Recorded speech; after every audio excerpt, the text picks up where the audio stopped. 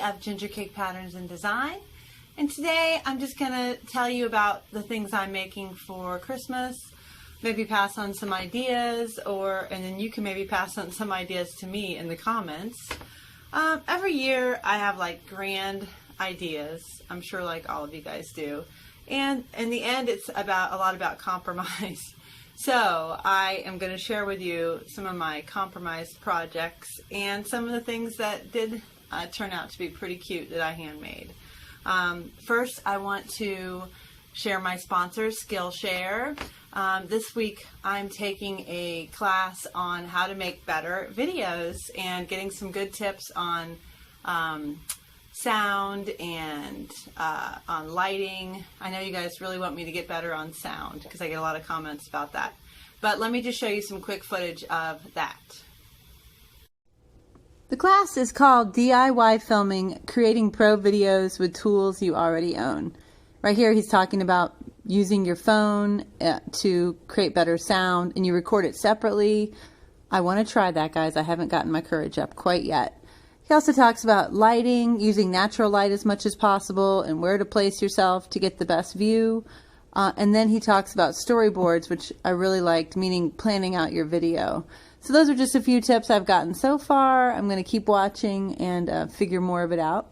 But this is on my phone. You can download the app for Skillshare, and so I was able to record it through my phone. You can see me switching around here to go to the next class.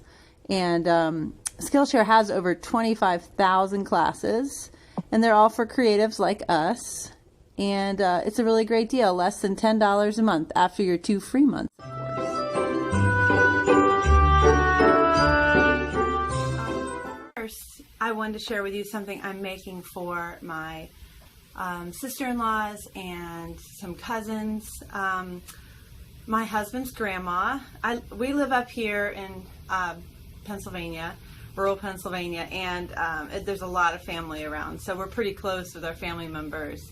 And my husband's grandma passed away a couple years ago, and this was one of her tablecloths, and it's just straight cotton tablecloth. She had this really big long table, and I have been using it, but it's too big, and there's getting some rips in it because it's vintage, obviously. I think it's probably from the 70s.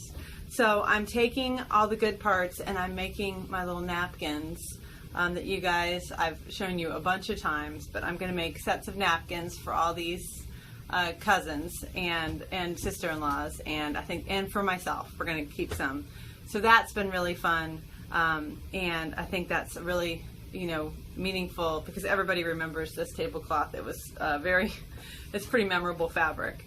So let me show you though my work in progress, because I've actually only finished one napkin and I have about maybe 30 more to go. So, but I have time, friends. So here's a picture of that.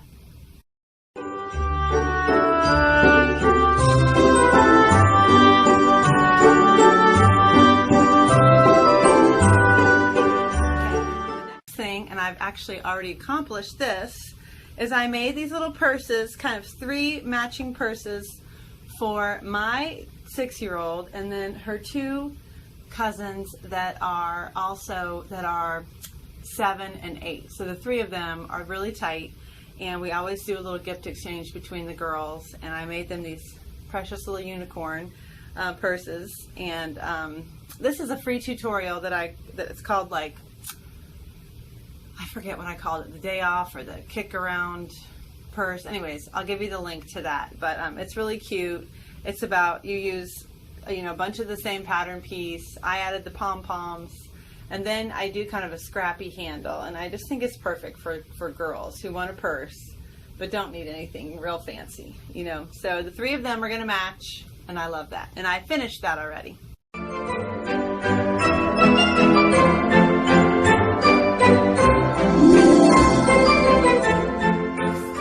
For my neighbors, I'm giving, I bought these, my original plan was to make these myself, but I ended up buying these half dozen bakery, these were cinnamon rolls, and this is maple glazed cinnamon twists. And I bought those for like $4 each, And then I created a really pretty ribbon and I gave instructions. And the way I did that was I had some yardage of burlap, and I cut out pieces of it. You know, this is about 16 inches, and I frayed the edges, and then I made little bows from this cool kind of iridescent green ribbon I had around. And then I printed out just on my printer, I think I got 8 to a piece, the instructions and then how to reheat them, because I am going to give them frozen, because I bought them like a few days ago and I don't want to give them till, you know, a couple days before Christmas. And then I just kind of tied them on there, used my glue gun, and I think that's really pretty and simple and edible, because edible gifts to neighbors I think are really nice, because you don't have to have like stuff sitting around. So that was another great thing I'm feeling pretty good about. Again, compromise, buying the buns from a baker who really knows how to do it, and then putting my own pretty ribbon on there.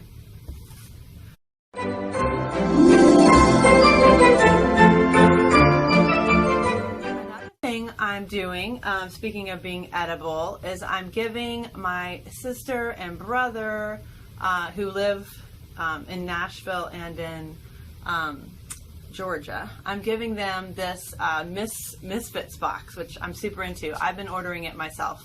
I get it every other week, and it's this great big box full of organic produce. It's about $35, and what's cool about it is that it's supposedly like the Misfits seconds of organic produce, which we all know can be really expensive. And this package is but they're not really, I can't really tell. Sometimes like I'll get an eggplant that's a little like misshapen, or a turnip that's kind of weird, but I think it's really fun. And you get this big variety of fruits and vegetables, all like compostable packaging. It's really cool. So I'll give you a link. I do have a link for 25% off that down below. And when you get one for 25% off, I get 25% off too. So that's, and then you can start sharing with your friends, blah, blah, blah. But I actually really love this product. I wasn't like paid to talk about this. I just think it's super cool and a great way to eat more produce, organic produce, everything. There's no plastic packaging. So that's a cool tip, and edible also.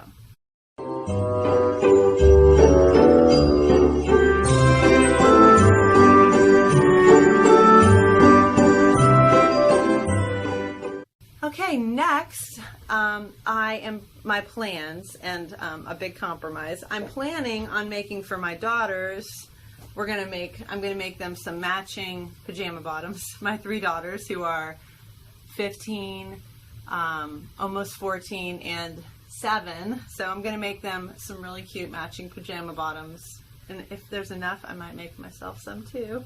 But I have to, you know, I've made pajama bottoms before, and teenagers, little kids, everybody loves pajama bottoms, and they won't go out in matching clothes in public, but I know they're going to get into wearing matching stuff at home. So that's a plan. Hopefully I'll get it done.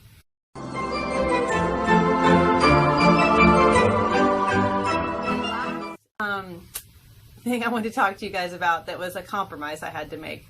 I had this big idea for a tent I was going to make for my daughter, like a canvas tent, a play tent, because my littlest, this is my 7-year-old, she wanted, she didn't know what she wanted. She just had her birthday, and it was hard for her to decide those gifts, and then so she's been telling Santa she wants a surprise. And I don't know if you guys have a kid like that, but sometimes it's tough to buy for them. And so I had this plan, like we went to see Frozen 2, and I had this plan. I was going to make this twinkly tent with, you know, a little play tent with blue sparkle fabric and twinkle lights, and, you know, she can play with her Frozen dolls my mom got her for Christmas in there, and it was going to be really sweet. Well, I started looking into it, and I couldn't find any sparkly fabric that could get here in time, and the tent things were anyway, I found one on Amazon for $50, and I'm just going to put my twinkle lights in there, maybe decorate with a little blue fabric, and done. And I feel really relieved about that choice because even though I wanted to make her something big and handmade, I think accessorizing something that's affordable and, you know, hopefully it's going to not be super shoddy is a good compromise, especially for toys for kids, which often get like played with briefly and then kind of put in the corner. So here's a picture of that tent. And then I will share with you guys, maybe on social media, how I accessorize that and make it cute. But basically that's it. I'm also probably going to make some, I have my sister-in-law's coming for Christmas, and she lives in California, and my brother-in-law too. But I'm probably going to make her one of my on-the-go organizers, which I make for all the women in my life at one point. And but that's about it. And then, you know, we're having a pretty basic Christmas. So I hope you guys are having fun making, and I would love to hear what you're doing and some good ideas that you have. So share them in the comments below. And don't forget to visit Skillshare and sign up for that service. With my link, you get 2 months off, 2 months free. And that's a lot of time to look at all the great videos they have. Happy Christmas, happy holidays. Thank you guys so much for being here. I probably won't be back till 2020, so see you then. Bye-bye.